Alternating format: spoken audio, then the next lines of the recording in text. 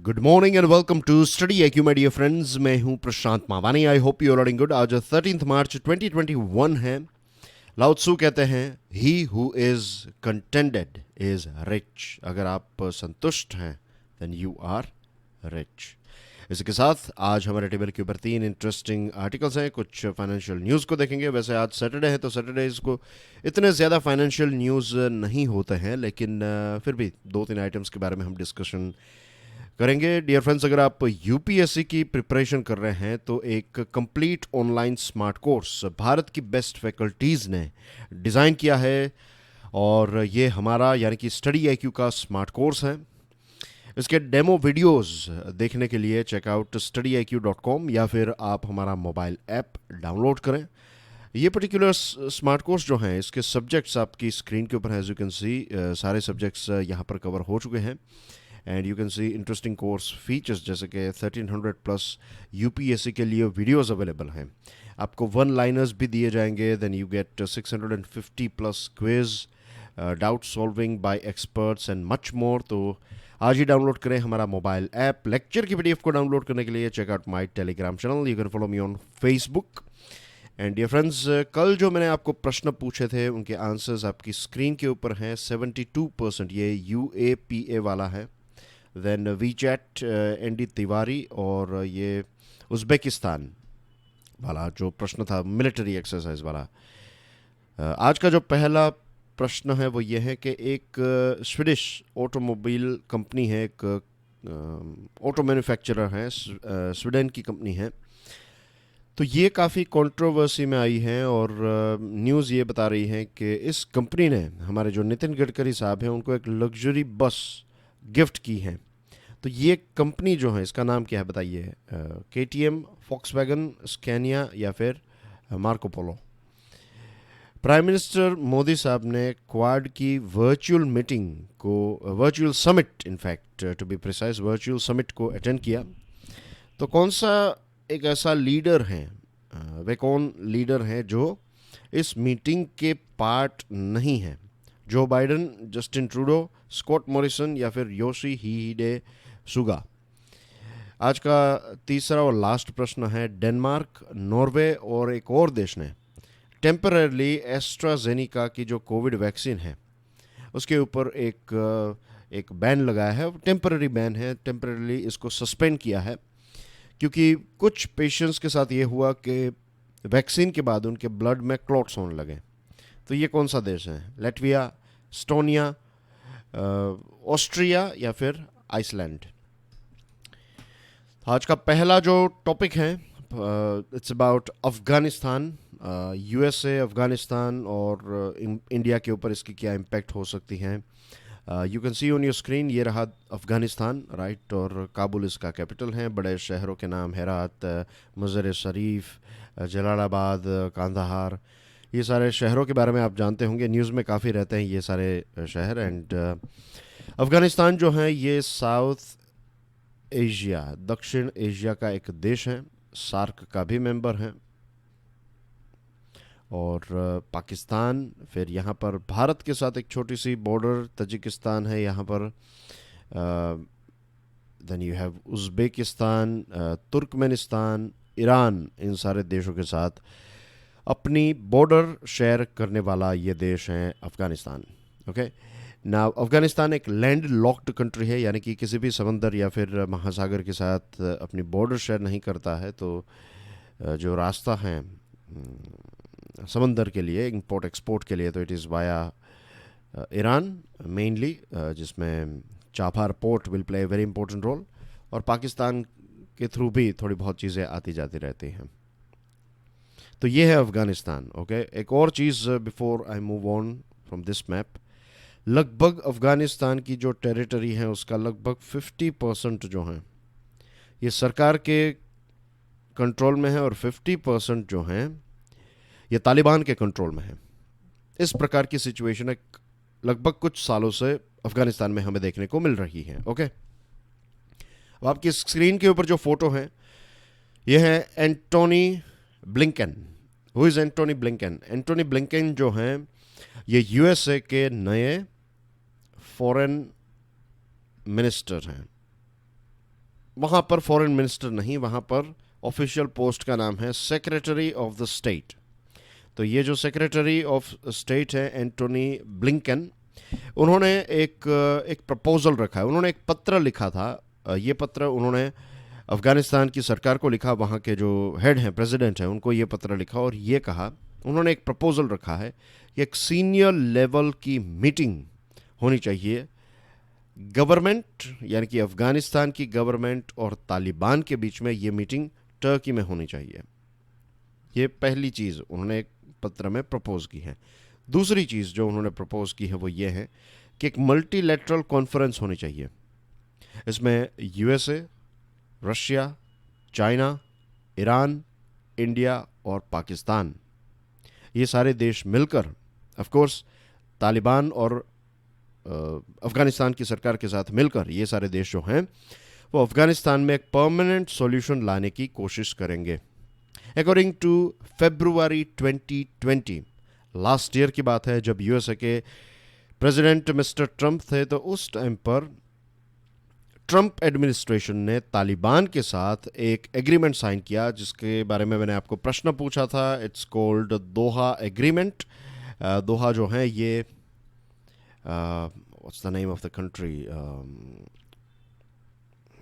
दिमाग में नहीं आ रहा कंट्री का नाम, अबू धाबी वाला जो कतार, राइट, कतार। तो वहाँ पर ये एक एग्रीमेंट साइन हुआ और इस एग्रीमेंट में, not Abu Dhabi, is different places in it, anyway, तो ये जो दोहा है कतार का कैपिटल, तो वहाँ पर एक एग्रीमेंट साइन हुआ था और इस एग्रीमेंट में दोनों पार्टीज़ ने, यानी कि तालिबान और यूएसए ने मिलकर ये तय किया था कि 1 मई 2021 से पहले यूएसए के जितने भी ट्रूप्स हैं, उनके जितने भी सोल्जर्स अफगानिस्तान में डिप्लॉयड हैं, ये सारे के सारे सोल्जर्स जो हैं वो यूएसए वापस चले जाएंगे। राइट, ऐसा किसने? ट्रंप साहब ने, या फिर ट्रंप एडमिनिस्ट्रेशन ने तालिबान के साथ ये एक एग्रीमेंट साइन किया। अब we are in March already, April एक महीना बाकी है। यू कैन से आज 13 मार्च है, तो आपके पास 45-46 डेज हैं। इतने दिनों में आपको यूएसए को अपने जितने भी ट्रूप्स हैं उनको अफगानिस्तान से एग्जिट करना पड़ेगा। क्या यह पॉसिबल है? The answer is no. Taliban ने ये कहा था कि अगर आपने ये नहीं किया तो फिर हम, what we will do is, हम फिर से झगड़ा करना जो है वो शुरू कर देंगे। अब मिस्टर ब्लिंकन जो हैं, उनकी जो चिंता है, उन्होंने जो यूएसए की चिंता व्यक्त की है वो ये है कि यूएसए के सोल्जर्स और यूएसए की ये सारी फैसिलिटीज़ होने की वजह से, उसके बावजूद भी तालिबान अगर इस प्रकार की धमकियां दे रहा है, तालिबान अगर खुलेआम अटैक्स कर रहा है, अफ़गानिस्तान की सरकार अफ़गानिस्तान के सोल्जर्स को मार रहा है, ये सारी चीज़ें यूएसए के होने के बावजूद भी अगर हो रही है, तो जस्ट इमेजिन कि एक बार यूएसए यहाँ से निकल गया, उसके बाद जो लगभग बाकी की जो 50% की टेरिटरी है उसको भी तालिबान जो है वो ईजिली कॉन्कर कर सकता है। उसके पीछे रीज़न ये है कि फ़िलहाल जो सरकार है वो इतनी स्ट्रॉन्ग नहीं है, इन द सेंस के लड़ते लड़ते अब सरकार के पास भी उतने रिसोर्सेज नहीं है। तो ये अफ़गानिस्तान में अगर हमें पीस चाहिए, then we need to support Afghanistan government. और इसमें भारत की बात करें तो भारत, इंडिया ने एक बहुत इंपॉर्टेंट रोल प्ले किया है। हम मिलिट्री वाइज सपोर्ट नहीं करते हैं, लेकिन हम ट्रेनिंग प्रोवाइड करते हैं। हमने हॉस्पिटल्स, पार्लियामेंट की बिल्डिंग, डैम्स, डेवलपमेंट के साथ जुड़ी हुई काफ़ी सारी चीज़ें अफ़गानिस्तान में की है। The US seeks to stop this happening by proposing an interim inconclusive government between the warring parties. Problem यह है कि यूएसए की चिंता सही है, लेकिन यूएसए का जो सॉल्यूशन है that is not practical.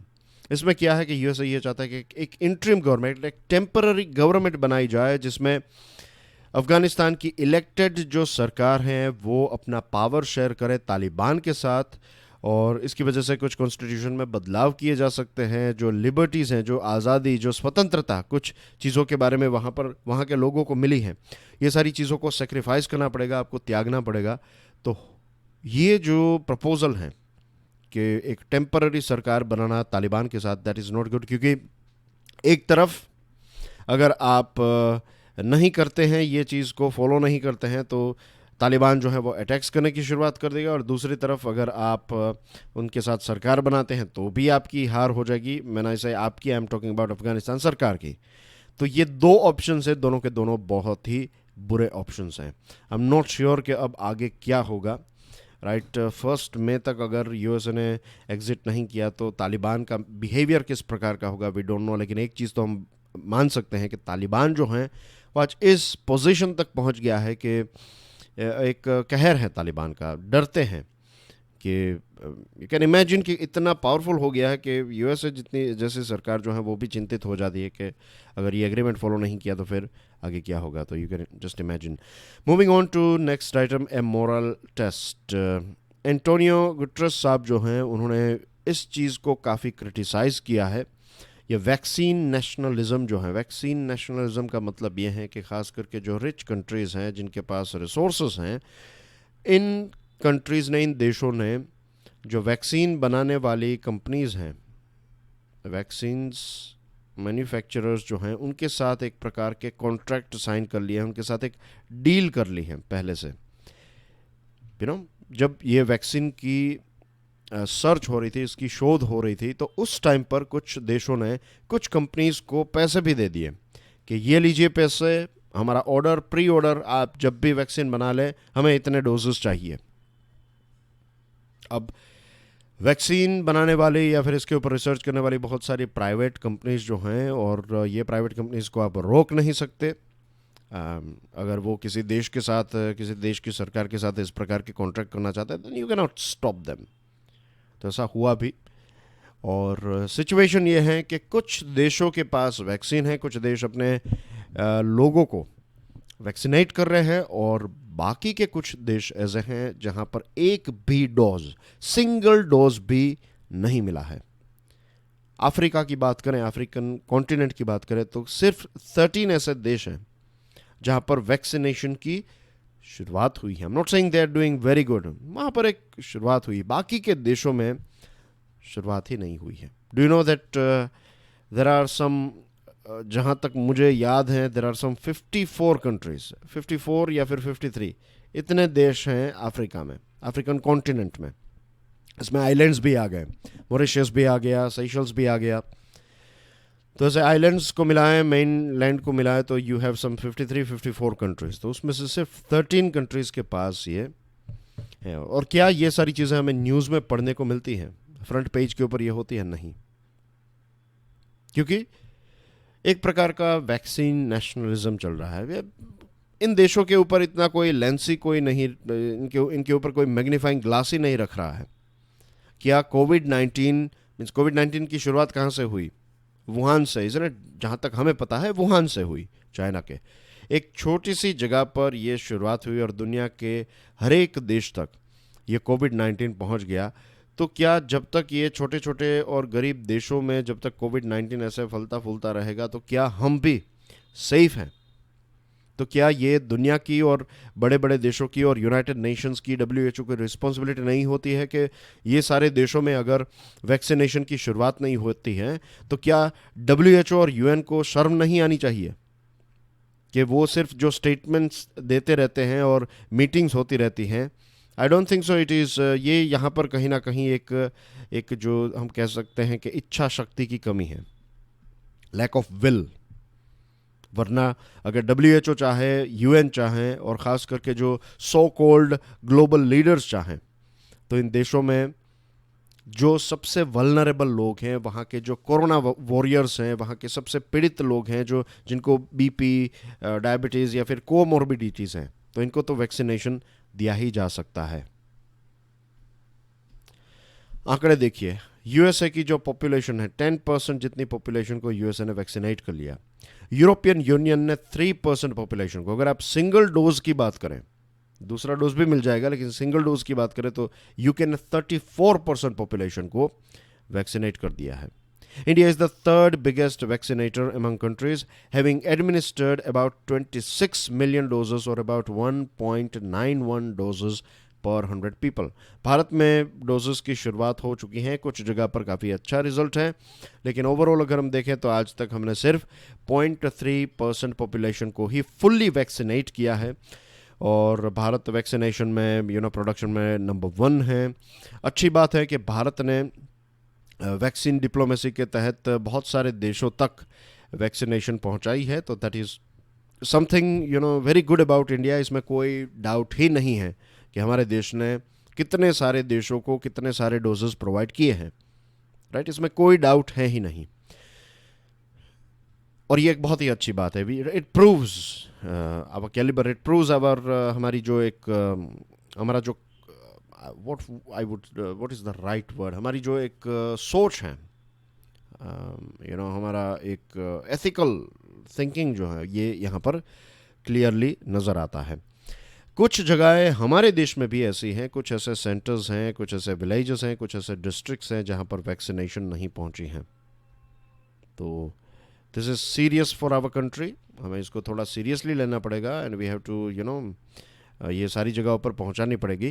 Private players on board आ चुके हैं।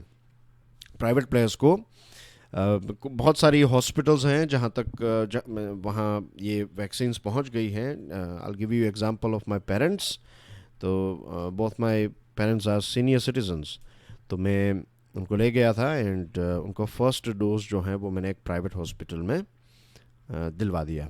ओके, तो बहुत सारी जगहों पर मैंने जब इंक्वायरी की from where I will get and things, तो बहुत सारी जगहों पर ये अवेलेबल हैं, तो दैट्स अ गुड थिंग। जो मुझे ये बात याद आ रही है कि अजीम प्रेमजी साहब ने जो बताया था कि प्राइवेट प्लेयर्स को ऑन बोर्ड लाने से हम within a month or something, he gave what some 45 days or something, ऐसा कुछ टाइम दे दिया, 1 महीना शायद उन्होंने कहा था कि 1 महीने के अंदर हम हमारे देश की 50% जितनी पॉपुलेशन को वैक्सीनेट कर सकते हैं। सेकंड फेज में स्पीड जो है वो धीरे धीरे इंक्रीज होती जा रही है। आई एम श्योर भारत की ये एक बात है, दैट्स व्हाट आई बिलीव, मुझे लगता है, ये मेरा एस्टिमेशन है कि अभी भले ही धीरे धीरे वैक्सीनेट हो रहे हैं लोग, लेकिन फिर देखिएगा भारत जब एक बार पिकअप पकड़ेगा then it will be unbeatable, right. Number 1 सबसे ज़्यादा हम कोविड टेस्ट में भी यही हुआ था। मैं इसी चीज़ के आधार पर कि स्टार्टिंग में कोविड की टेस्टिंग जो है बहुत कम, उसके बाद भारत ने जब शुरुआत की तो दिन में 1-1 लाख 2 लाख लोगों को 5 लाख लोगों को टेस्ट करना जो है वो हम करने लगे थे। आज का थर्ड और लास्ट टॉपिक है the new media rules are a tightening news. News शब्द का मतलब होता है जो फांसी का फंदा होता है, उसको हम कहते हैं न्यूज़, राइट। अंग्रेजी में न्यूज़ कहते हैं इसको। स्क्रीन के ऊपर जो तस्वीर है इज़ लाइक आईटी मिनिस्टर और लॉ मिनिस्टर भी हैं रविशंकर प्रसाद साहब, और ये एक ऐसा टॉपिक है जिसके बारे में हमने कुछ दिनों पहले भी डिस्कशन की थी। यहाँ पर कुछ इंटरेस्टिंग पॉइंट्स हमें नज़र आ रहे हैं। बेसिक चीज़ आपको पता होगी, the information technology intermediary guidelines and digital media ethics code rules 2021। कुछ दिनों पहले भारत सरकार ने ये एक नया रूल नोटिफाई किया। अगर आपको इसके बारे में पता नहीं है तो एक नया रूल जिसका नाम आपकी स्क्रीन के ऊपर है अभी जो मैंने पढ़ा, तो ये एक्ट, ये एक रूल जो है वो भारत सरकार ने रिलीज़ किया, नोटिफाई किया। ओके, बहुत ही इजी शब्दों में अगर बात करूं तो अब ये जो नया रूल है, ये नया रूल एक प्रकार से एक ऐसा फांसी का फंदा है जो धीरे धीरे धीरे धीरे आप उसको टाइट करते जा रहे हैं, राइट। तो फिर क्या होगा, एक ऐसा पॉइंट आ जाएगा जब आपको इससे घुटन होने लगेगी। Move by the executive, it is believed, it is said कि ये एक ऐसा मूव है, it is a sort of, ये एक प्रकार की चाल है या फिर आप कह सकते हैं एक ऐसा स्टेप लिया है एग्जीक्यूटिव ने, सरकार ने, to keep the media particularly digital news media on a leash. Digital news media जो है उसको कंट्रोल, उसके ऊपर एक लगाम जो है वो बांधने की कोशिश की है एग्जीक्यूटिव्स या फिर सरकार ने वाया दिस न्यू रूल। कैसे? सबसे पहले ही तो बात यह है कि गवर्नमेंट बिलीव्स, सरकार ये मानती है, इस रूल को रिलीज करते हुए सरकार का कहना यह है कि जो पब्लिक है और जो यूज़र हैं उनकी सरकार को रक्षा करनी चाहिए। किससे? उस मीडिया से जो मीडिया लोगों को इंफॉर्मेशन पहुंचाती है। जो व्यक्ति आपको कुछ प्रोवाइड कर रहा है उससे ही, और वो भी अच्छी चीज़ प्रोवाइड कर रहा है, उससे रक्षा करने की क्या आवश्यकता है, या फिर आपको क्यों उनसे प्रोटेक्शन चाहिए? तो गवर्नमेंट का ये मानना कि लोग और यूज़र्स जो हैं, जो डिजिटल मीडिया का इस्तेमाल करते हैं न्यूज़ के लिए, एनालिसिस के लिए, तो ये मीडिया प्लेटफॉर्म्स से लोगों को बचाना जो है वो सरकार का यहाँ पर एक इंटेंशन है। यहाँ पर एक ग्रीवियंस रिड्रेसल मैकेनिज्म तैयार किया गया है for social media, for OTT platforms और डिजिटल न्यूज़ वेब पोर्टल्स। अब ये जो ग्रीवियंस रिड्रेसल मैकेनिज्म है, इसके 3 लेयर्स होंगे। I'll give you, मान लीजिए कि आप एक, I'll give you one example, मान लीजिए आप एक डिजिटल मीडिया के ऊपर एक न्यूज़ देख रहे हैं और आपको उसमें कोई चीज़ पसंद नहीं आई, और यहाँ पर मैं जब बता रहा हूँ आपको पसंद नहीं, आई एम टॉकिंग अबाउट के किसी ने सरकार के खिलाफ कुछ बात कर दी कि सरकार ने ये गलत किया, सरकार ने वो गलत किया, एंड थिंग्स लाइक दैट। तो फिर बहुत सारे जो रूलिंग पार्टी के लोग होंगे, जो यूज़र्स हैं, वो भी रूलिंग पार्टी के भी हो सकते हैं, तो उनको उनके ध्यान में कोई चीज़ आई, तो फिर उन्होंने क्या किया, उन्होंने इस चीज़ की कंप्लेन की, ये ग्रीवियंस रिड्रेसल मैकेनिज्म के तहत। तो सबसे पहले क्या होगा, उनकी जो कंप्लेन होगी, तो ये जो पोर्टल हैं, जो न्यूज़ चैनल हैं, डिजिटल न्यूज़ चैनल, तो इस चैनल को एक ग्रीवियंस ऑफिसर बनाना पड़ेगा, और ये जो ग्रीवियंस ऑफिसर हैं, ये इस पर्टिकुलर चीज़ को सॉल्व करने की कोशिश करेंगे। अगर यहाँ पर भी बात नहीं बनती है, जो यूज़र है वो कहता है कि नहीं, आई am not satisfied, I want something more and things, right, तो फिर ये जो सेक्टर और इंडस्ट्री है, उसकी जो एक सेल्फ रेगुलेटरी बॉडी है, वहाँ तक ये बात पहुँचेगी। अगर यहाँ पर भी वो यूज़र खुश नहीं है, तो फिर ये जो मैटर है ये पहुंच जाएगी इंटर मिनिस्ट्रियल ओवरसाइट कमेटी के पास, और इसमें कौन बैठे होंगे, सेंट्रल गवर्नमेंट के ministers, inter ministerial oversight committee. तो आपको, या फिर आप कह सकते हैं कि इसकी वर्स्ट सिचुएशन ये हो सकती है कि रूलिंग पार्टी के खिलाफ कुछ भी चीज़ नज़र आई, तो फिर ये स्टेप्स, ये 3 लेयर्स जो हैं ये फॉलो किए जा सकते हैं। और इसमें जो एक पोर्टल है, उसका जो ऑपरेशंस हैं, उनका जो काम दिन का, जो व्हाट वी से द एग्जिस्टेंस जो है वो खतरे में आ सकता है। दूसरी इंटरेस्टिंग चीज़, इंटरेस्टिंग यानी कि खतरनाक भी, कि जो सेक्रेटरी हैं ministry of information and broadcasting के, उनको ये अधिकार दिया है कि वो इमरजेंसी या फिर एड हॉक इमरजेंसी पावर्स दिए गए हैं कि वो जो चाहें वो कंटेंट ब्लॉक कर सकते हैं। उनको अगर ऐसा लगता है कि ये चीज़ सही नहीं है, तो वो ऑन द स्पॉट कह सकते हैं कि इसको बंद कर दीजिए, and you have to follow it. फिर बाद में भले ही पता चले कि उन्होंने जो ऑर्डर दिया था वो गलत था, एक्सेट्रा, लेकिन उनको इतने सारे पावर्स दिए गए हैं। इन सारी चीज़ों से ये होगा कि इन्वेस्टर्स जो हैं वो डिजिटल मीडिया प्लेटफॉर्म में इन्वेस्ट नहीं करेंगे, और इन्वेस्ट नहीं करेंगे तो इसका एक्सपांशन नहीं होगा, और एक्सपांशन नहीं होगा तो धीरे धीरे अगेन ये इंडस्ट्री या फिर ये सेक्टर जो है वो गिरता जाएगा। सरकार को ये बात याद रखनी चाहिए कि 4th एस्टेट, यानी कि जो 4th पिलर है हमारी डेमोक्रेसी का, एंड दैट इज़ मीडिया। अब चाहे प्रिंट मीडिया हो या फिर डिजिटल मीडिया हो, राइट, डिजिटल मीडिया अगर कोई एक लेजिट डिजिटल कंपनी है, मीडिया कंपनी है, न्यूज़ चैनल है, तो उनके ऊपर कुछ रूल्स एंड रेगुलेशंस आप अप्लाई कर सकते हैं, राइट, लेकिन इस प्रकार के रूल्स जो हैं, जो समझ में नहीं आते, लॉजिक के बाहर होते हैं, that is not healthy for our democracy. Retail inflation जो है ये इंक्रीज़ हुआ 5.03% इन फरवरी। रिटेल इन्फ्लेशन यानी कि जो कंज्यूमर प्राइस इंडेक्स के माध्यम से जिसको नापा जाता है, तो ये डेटा निकाला है statistics, ministry of statistics and programme implementation ने।